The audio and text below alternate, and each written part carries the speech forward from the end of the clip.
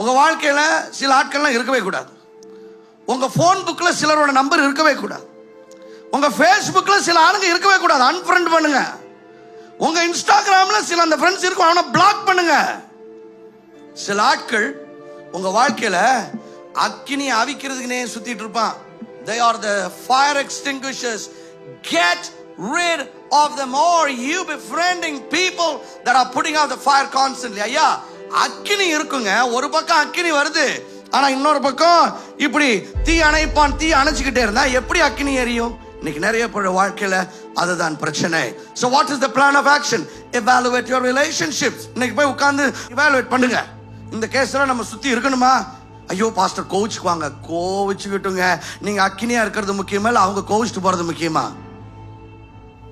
போனால் போகட்டும், போங்க. அதனாலதான் அப்போஸ்தலனாகிய பவுல் சொல்றார், ஆகாத சம்பாஷணைகள் அப்படின்னா பேட் கம்பெனி. 1 கொரிந்தியர் 15:33. ஆகாத சம்பாஷணைகள் நல்லொழுக்கத்தை கெடுக்கும்ங்கிறார். அப்படிப்பட்ட ஆட்களை துரத்தி விடுங்க.